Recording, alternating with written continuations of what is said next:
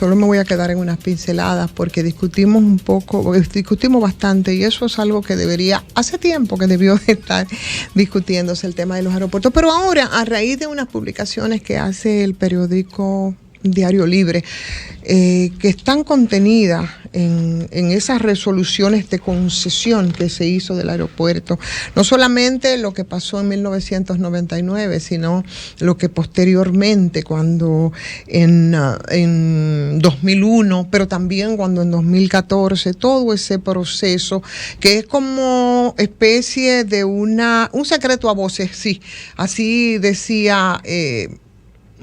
dice una de las publicaciones, 2 entregas que hace Diario Libre, sottovoce, ¿no? Como se referían a las mafias sicilianas. Y esto fue realmente una gran mafia, lo que ocurrió con la concesión de los aeropuertos a Aeropuertos Dominicanos Siglo XXI.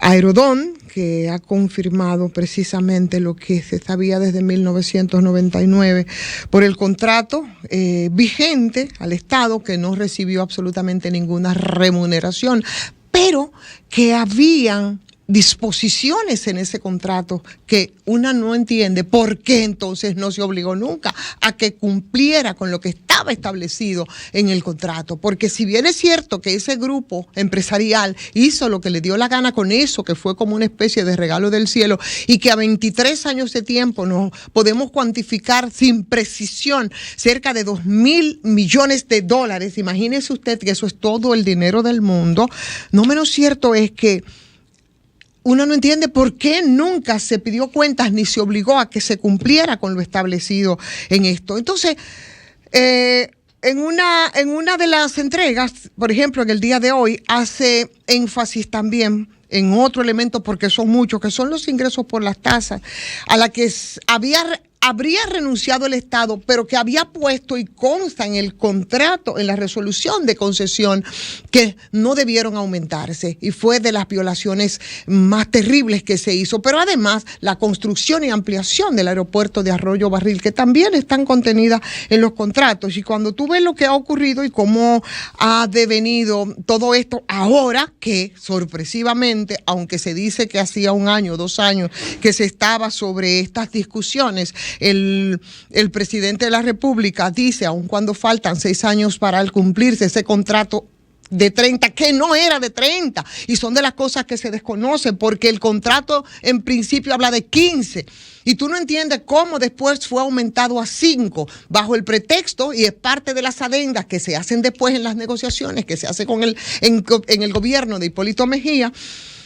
Y ahí se aumenta a 20, y cuando se aumenta a 25, nadie sabe, fue como por arte de magia, y finalmente son contratos de 30 que se legitima y que ahora se renueva.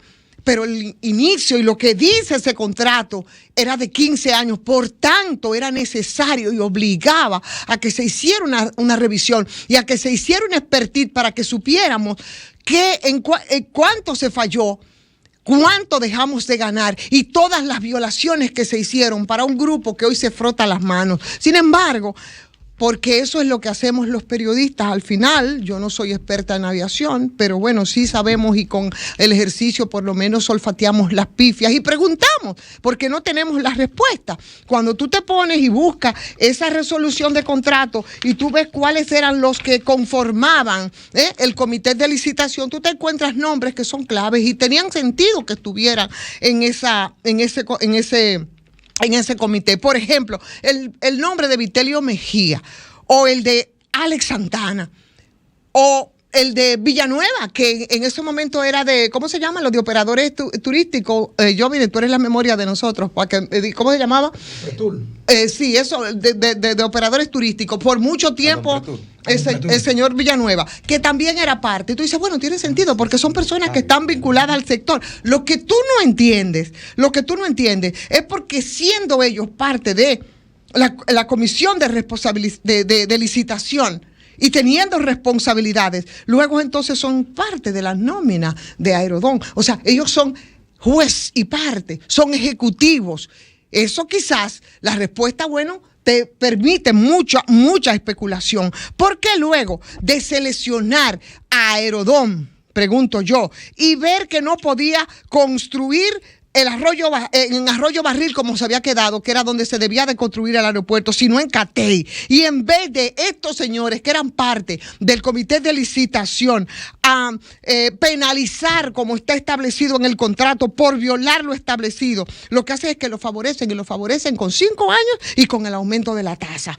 Fuera del doctor Chotin Curi, que todos conocen la carta demoledora que en su momento publicó, lo hizo ante el Congreso. Todos se quedaron absolutamente callados. ¿Por qué le dieron 5 años a Aerodón cuando la licitación era de 15 años? Son preguntas que están ahí y yo quiero hacerlas ahora que se está hablando de que se renueva esta licitación. Los términos de referencia de la licitación lo dicen muy claro. Entonces, ¿en qué momento fue que esto cambió? Las empresas, por ejemplo, que formaban parte del consorcio Aerodón, como Emprigilio, así se dice, así se llama, Emprigilio y Ogden, evaluadas, pero además de evaluadas, sacaron la máxima calificación en ese momento, la máxima puntuación, porque eran empresas técnicamente calificadas. Entonces, ¿por qué inmediatamente se aprueba el contrato de concesión? Entonces desaparecen como por arte de magia. ¿Quién representa o representaba esas empresas aquí en República Dominicana?